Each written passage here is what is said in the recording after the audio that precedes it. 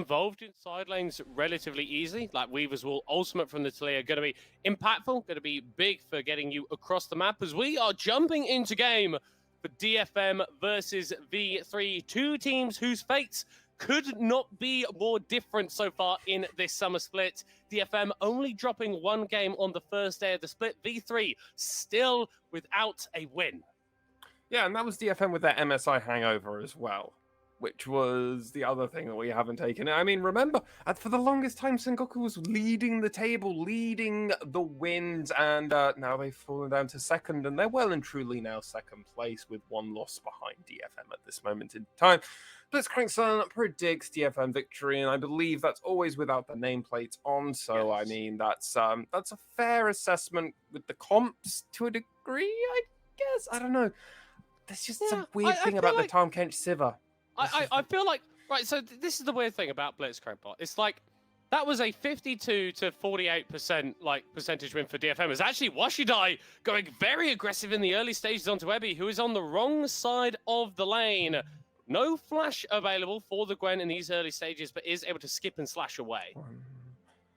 How much experience is he losing, though, by just getting forced out of that wave? That's awkward as anything. But hey, I mean, that's prominence. That's good from Washidai. Steal, though. Not going to find anything. Yeah, that's land. Well, it does land the Spectral, but a little bit overambitious if you're actually looking for a kill into the mid lane. And the thing is, yeah, Washidai's got himself a little bit of an experience. They got themselves an advantage in terms of this top side, but burning that flash so early on in the game, when you are playing against the likes of a Viego, the likes of a Lissandra, is very, very punishable. Oh, absolutely, and you can tell already. I mean, that's already where Steel is currently pathing at this moment in time. He's going to that top side, and there isn't a ward currently for Washidai at the moment. So, hey, if something is just as simple as clear blue, run up, try and kill, get win, get kills, that could be the worst case scenario now for Washidai. But Yu-Gi-Oh's coming in for a bit of an invade. Oh, as we're already seeing summoners traded in the bot lane, the headbutt under the tower, Hetel forced to flash back away. Dress Code, the only player not burning that summoner spell. And junglers are awkwardly watching each other. And junglers have gone back to everything. Yaharong just getting a bit poked at, but at the moment, there's a lot of proactiveness coming out of this V3 lineup. Yeah, Unica going to be forced to clone himself away as Washidai does have first rotate from the top side of the map, but you need to be careful going forward there. The Spectral Maw is going to land onto that Wukong. Unica forced to flash away, but the follow under the tower. The Ignite will claim his life, and it's first blood for Steel. And this is why you save those summoners for clutch moments. Ebby getting the first blood over there, also assisting with... Wait, how did Ebby not get the kill with the Ignite tick? Wait, red buff burn, baby. Red buff burn. Red buff burn, that is so disgusting. They were going to get the kill then regardless with the burns and the heals and the Ignites and everything, but wow, that's got a... Well... 4 minutes. It took under 4 minutes for the first blood to come through. Oh no! Oh, Yu-Gi-Oh uses the cleanse, flashes away from the Spectral Maw, throws out the rocks, and is going to be forcing Yaharong to flash away as well. There's been so much action in the early stages, but DFM coming off just slightly ahead. And you know what DFM's going to do with all these flashes down. They know they're going to be more proactive with this information, and as such, they're going to keep pushing this. They keep wanting to pressure so many members of the side of V3 Esports. And with the flashes down in mid lane, you know Yu-Gi-Oh's going to need to play safe at this moment in time because roaming is coming in clutch for DFM at the moment, and it's just punishing the members of V3 Esports when they just don't expect it. Yeah, Unica trying to contest onto this Scuttle Crab, and you feel like you have the ability to do this, but DFM recognizing that whilst Washidai may have the priority in that top lane, Ebby is absolutely free to move over whenever he likes. That stun connecting so crucial to secure the kill. Just beautifully done, honestly. They're just holding the CC for the longest time. I was thinking, wait, how the hell are they going to actually get this kill? Remembering that Viego does actually have his stun, so they really tried to hold everything for as long as possible. And it's just well played by DFM. That's what they do every single time. And that one well-played scenario has almost turned into a 1k gold lead for the side of DFM. Across the whole board, obviously. Yeah. But I mean, that's just what they do. They're so proficient at doing these, finding these small advantages and pushing it so hard. You can already just see what they're doing in the bot lane.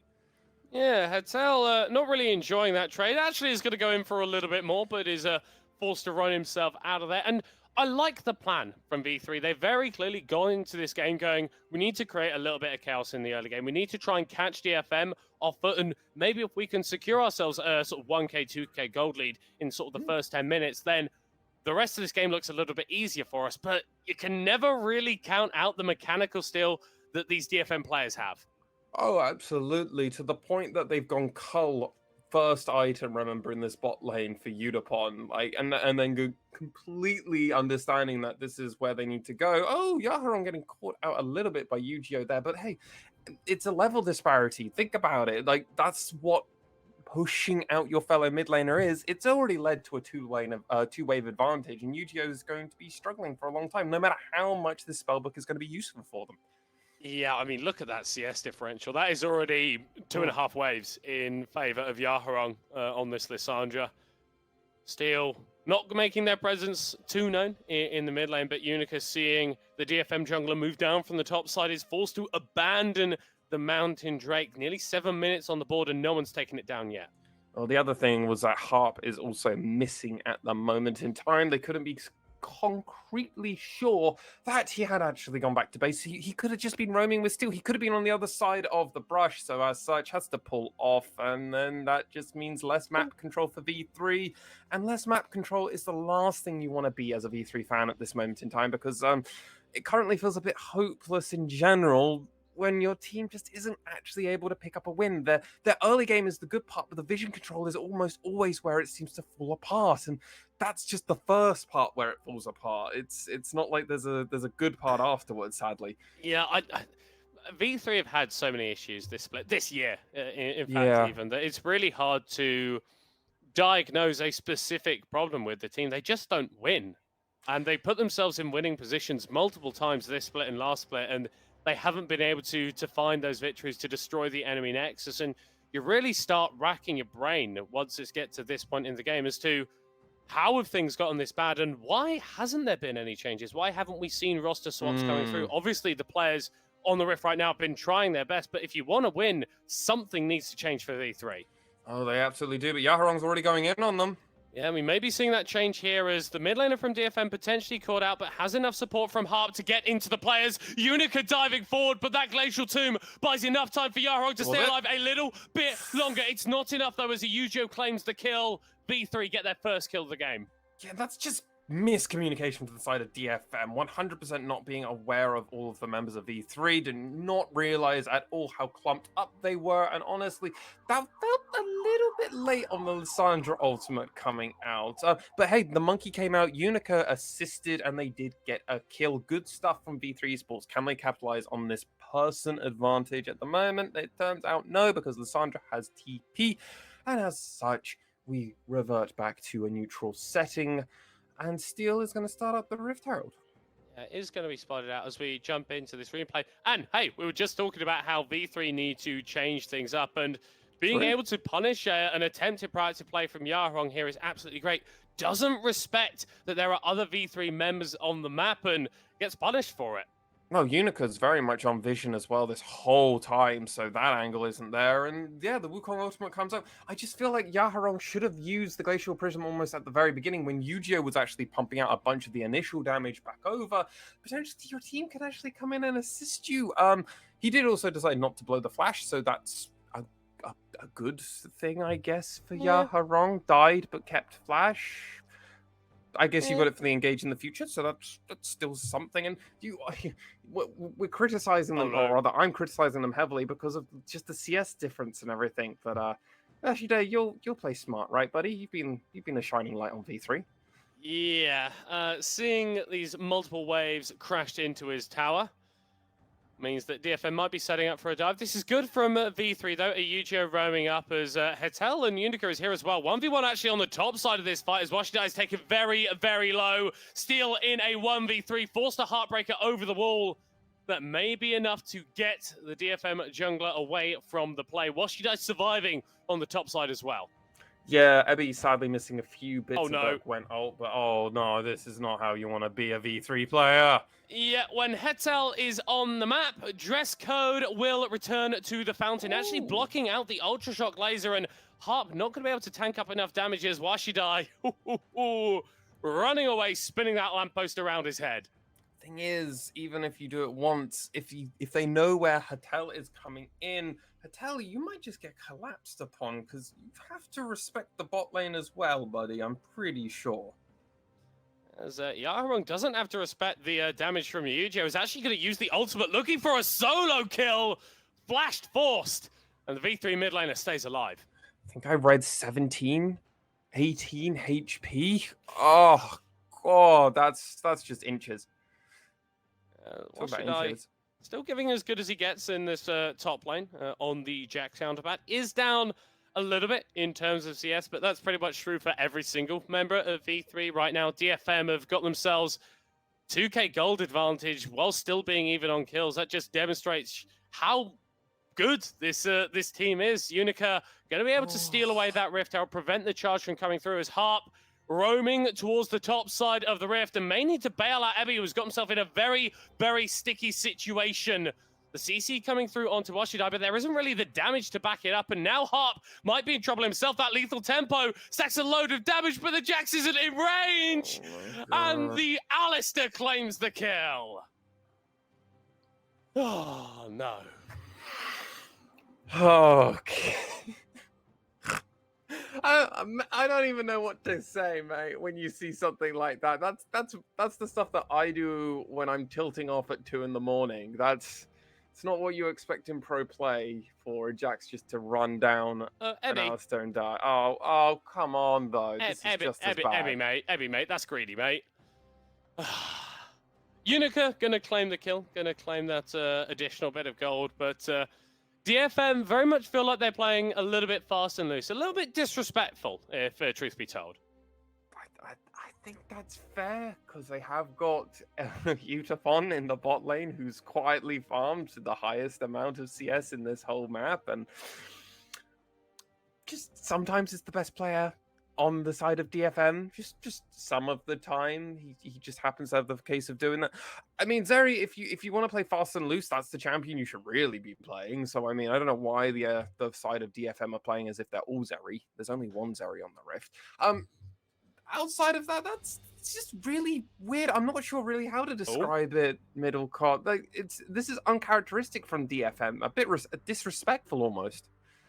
Yeah, but I mean, that is how we've seen this team fall down in past splits. I think that they have tidied it up a fair bit, but it was sort of the situation for a very long time. It's like, yeah, DFM should win the split, but they'll always like throw one random game just because they don't respect their opponent.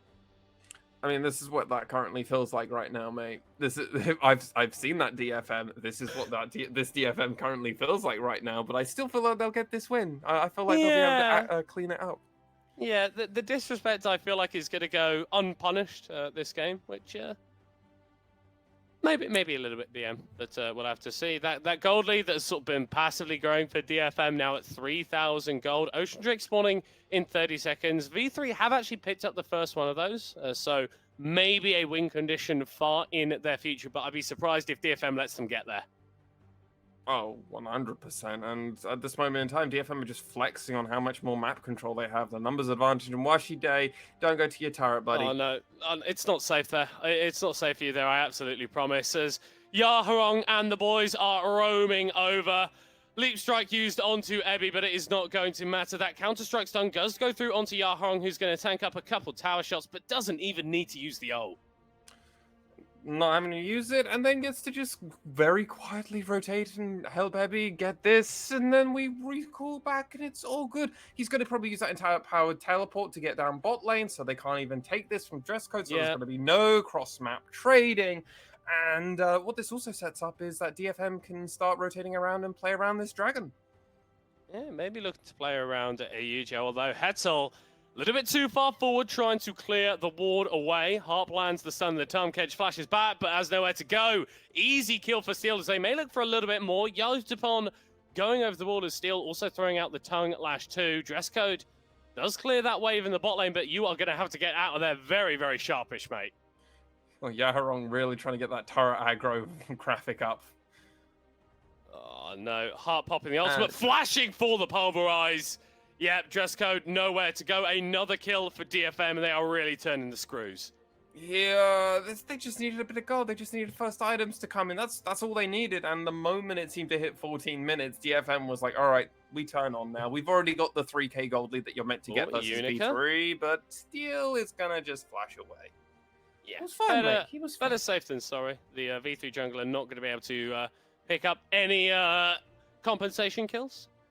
As another tower falls in favor of DFM. And I've really liked how DFM have played out these early stages. So much focus towards that top lane, towards Wasudai, who is playing this Gwen counterpick of the Jax, trying to shut him down as hard as possible so he can't scale into this matchup and beat up on Ebby in the side lane.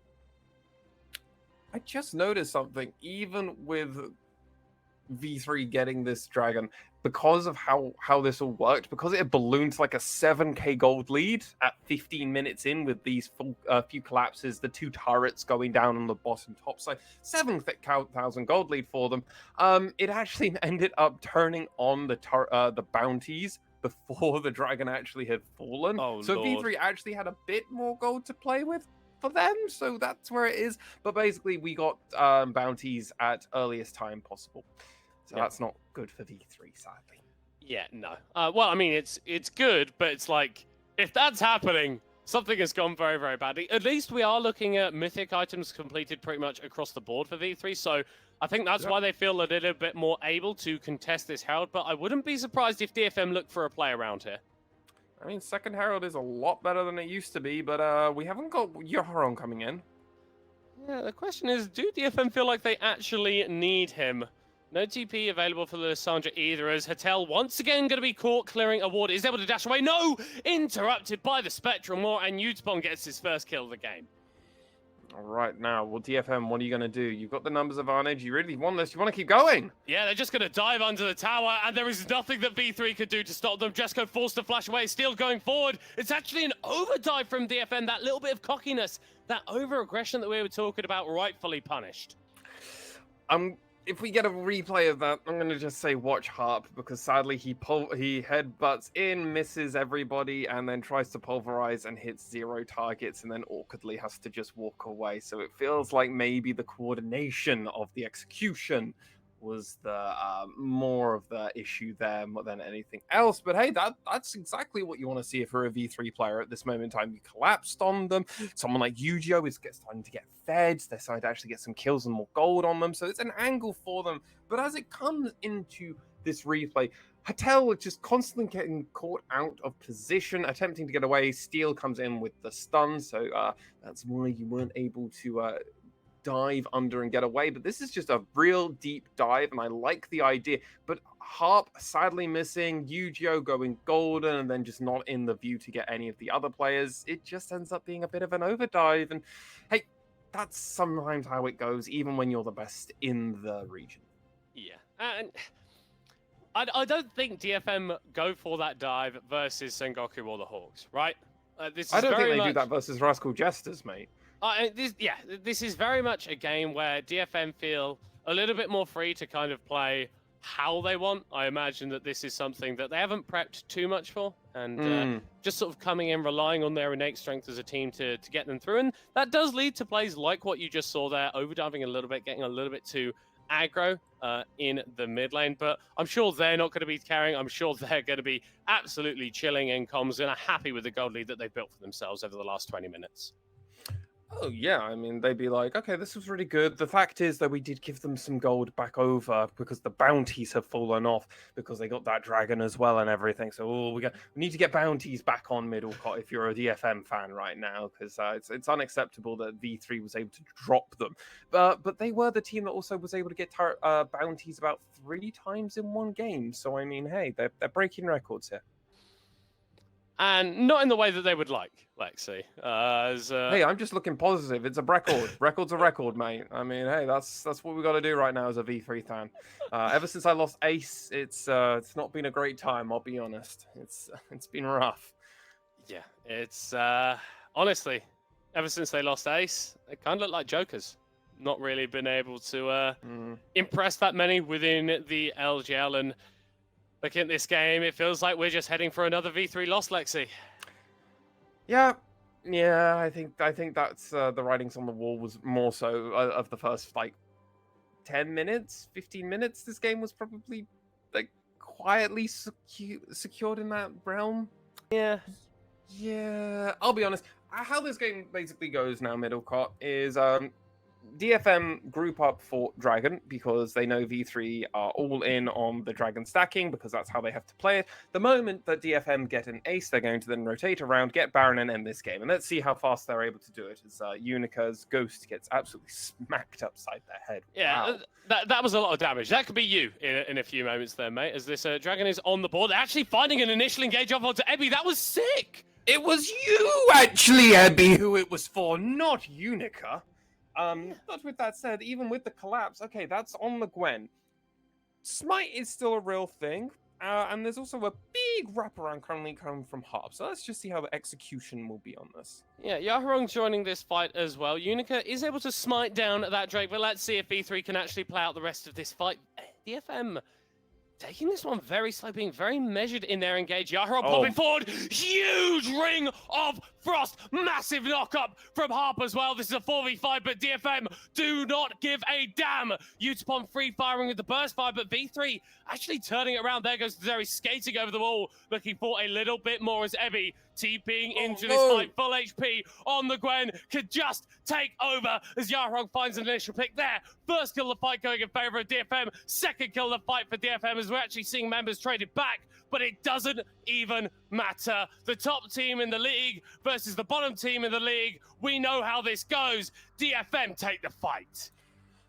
Oh, I felt like it was actually maybe going to turn around. V3 actually escaping, getting out with their lives and the dragon and a kill as well to reward them. It all was a bit for naught. Yes, Ebby coming in with that TP, completely blowing up the idea of the retreat from the side of V3 Esports. This was why DFM was doing that slow chase. They didn't want to scare them off. They wanted to kind of bait them, run away, come back and forth. But this all actually started with a bit of a faux pas from Ebby, going very deep and a blind knockback caused by Yu-Gi-Oh. There we go. That's the player's name. Actually ends up pretty much allowing V3 to get this fight and they run out. The issue is they don't protect all of the members of their team. And the moment that they notice that they're all starting to disgroup, yeah, that's where the damage comes in. Harp also huge knock-up pulverize, redeeming themselves for that mid-lane blunder. And now this is where V3 are like, okay, we just need to just get out. And the side of DFM are like, how can we keep them in for as long as possible? Because we don't want them to actually back off. They were able to find it with Utapon going very deep, and because of that deep assault, they decide they're able to get the rest of these kills and win it. But it was a bit of an edge case scenario there for DFM.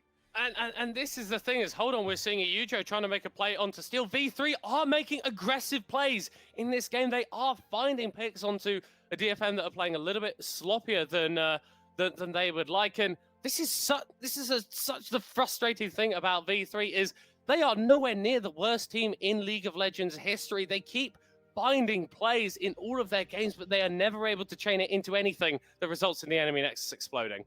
Oh, and this is the mid-game fumble from V3. We've seen them where they make an idea. They have an idea, and it's never really that bad. It's just the execution and the full way of it. Oh, it's fine. It's fine. No, it's fine. He's alive. Yeah, he's alive. Yeah. He just nearly got one shot. Rough stuff. Baron is probably going to get taken down very quickly for DFM here, is how this game is going to go out. I feel like we're probably on the precipice.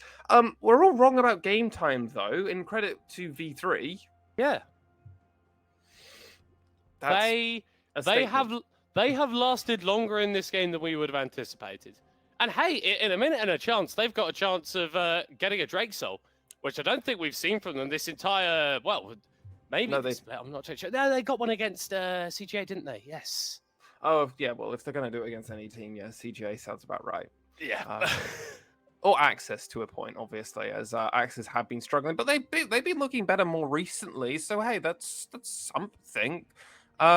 Yes, V3 would take down Singularity. I have at least that much faith in them. Oh, Lord. Hey, why'd you have to bring up Singularity, man? Hey, Like, it got brought up in our Twitch chat, mate. So I'm gonna bring it up when it's relevant. who did that? Who did that? I need names. You need names from the guy that can't read people's names. Remember, mate. All right. Yeah, it's Hyrav. Hyrav. Hyrav. HY and then Rav. Do you know who that is? Thing is, I'm really about to put myself in a weird spot. Yeah, you are. No, I don't. That's the owner of X7, mate. I've never met them or anything, mate. You never met them? He's a chill dude. He's a chill dude. Cool. Little bit bold. Right now. Like the studio wall? Yeah, like a little bit. That's very, very bold. And actually, once again, we're seeing V3 finding a decent engagement. They don't really have the gold to back it up, and they are forced to disengage once more. Oh, and if you're DFM, all right, let's go take that dragon. We got to now. The kids came over. They disrupted our time with the Baron, our big purple worm. Thank you, V3. So we'll go kill the dragon now, and then we'll go over and kill the Baron a second time. It's fine. Ugh, kids. This game has definitely taken longer than it should have done, Lexi. Oh, just infinitely more. And also, hello to the owner of X7. I feel like that's more interesting right now. Maybe we can get him on, like have a little mini interview. Yeah. Are you Joe chasing down Yaharong? Not finding the stun, unfortunately for him. And you know what? Let's give some credit over to the V3 members. Yu-Gi-Oh's had a pretty decent game today. Yeah. Unica has had some alright spots, has been caught out a few times, but has had some, at least the idea of the engage has been good. And Washi Day, while the laning phase wasn't a great fun for them. No, carry on. No, I immediately stopped. I thought something would happen. Something would happen. Well, I mean, so actually, Lexi, you bring up a good point about the game time. If this goes to, I think it's beyond 28 minutes, this is going to be the longest game that DFM have played in like their last few, like the last like 8 games or something. In fact, the last game they played that actually went longer than this was on day 7 versus Rascal Jester. So credit, I guess, to V3. I definitely don't think that DFM are trying to win this game as hard as they maybe would be otherwise, but V3 have been doing good things. They've been making proactive plays. Yu-Gi-Oh has looked damn good, and Unica with these snap engages has been really effective. I mean, at least there's an idea, right? Like, they're trying, but like that's what we've never questioned about this side of the V3 esports. Like, they always try. That was never no question. It was more on execution, sometimes ease or lack of thereof of execution, identity. And I mean, I think honestly for me, the bigger issue I've had for V3 and something I've actually been pondering, as sadly we haven't had the podcast going recently. Hopefully it's returning soon, ladies and gentlemen, hopefully. Identities of teams currently in the LJL, and I think V3, honestly, more than anything else, they just lack of identity. Like, I can't possibly say with any certainty this is what the team will always try and do. Oh yeah, it's that's something like DFM. They can actually kind of do a bit of everything. That's that kind of their identity, and they're very good at executing and doing something. Whereas V3 Esports, they kind of just play the game like solo queue, like now. Yeah, they might be very dead here. It was actually a strong eat from Hettel, able to disengage a lot of that stuff from DFM, but holy moly. Ebby's damage with the needlework is absolutely ridiculous. Level 16 on that Gwen can really put out the deeps. Snip, snip, and snippity snip like that. It means we're going to go over, take this Baron, and V3 Esports, your average game time is about 31 minutes and 20 seconds, and I think that's probably an average game time for now. Yeah, Unica not going to be able to get into the pit to secure the steal and will be falling down. DFM, they've played with their food a little bit over the past few minutes, but I imagine that with this Baron push, they could be more decisive. Oh, I mean, also think about it. Levels, death time is a sign coming. Unica has been dead since, well, it's about 36 minutes now on the death timer. So any member of V3 Esports falls now. You're not going to be coming back immediately. And when it gets this late into the game with a Baron and everything else, DFM are decisive and they will just end the game given an opportunity. Top lane tower taking a fair bit of punishment from those buffed up Barominions, but credit to V3 once again moving over, stopping the push coming out from the members of DFM. You want to be a little bit careful here though, as Hetel doesn't have the Devour for a little while, and the DFM dive potential definitely something that you need to fear. Yeah, Udapon deciding to actually join over with his brethren of DFM and then rotating around from that mid lane. He was pushing mid, pushing the wave in and escorting it in, but they decided to actually go for a 4-1 split simply because they'll actually have more damage and a burst potential actually to come out, and they can have Ebby play on the side lane. And the reason for that, ladies and gentlemen, is because he's got that TP. It also allows the side of DFM to currently shadow this this dragon, which is still honestly a big win for the side of E3. Even if they don't win this game, just being able to get things like Dragon Souls, that's something you can walk back to locker room and go, okay, yeah, but at least we played the Dragon area. That's something good we can take away from this game against DFM of all teams. Yeah, and it really is about like building your strength. It's about putting things together that are not going to work for you maybe in this game, but build into something stronger in the long term. DFM don't seem to want to allow V3 to claim that dragon, as they are making a play onto Washidai. Level 16 on the Jaxo, so you need to be very scared of that. No. You need to be scared of that damage from Yaharong as well. Utapon flying over the wall, putting out the DPS, and there is so much DPS. Steel diving forward with the stolen Wukongers. Yeah, this is where it ends for V3. They've had their fun, they've had their opportunities, but DFM want to remind them who's king of the LJL. And was there ever any doubt from them, Hetel and Washide? Can you do anything? Is there any last hope? Nope, there is no hope at all. Washidai thrown back into the other members of DFM as his support falls by the entrance to the fountain. Nexus Tower number 2 falls down as Washidai looks for a hero play. But there is no time for you to be a hero when DFM destroy your Nexus.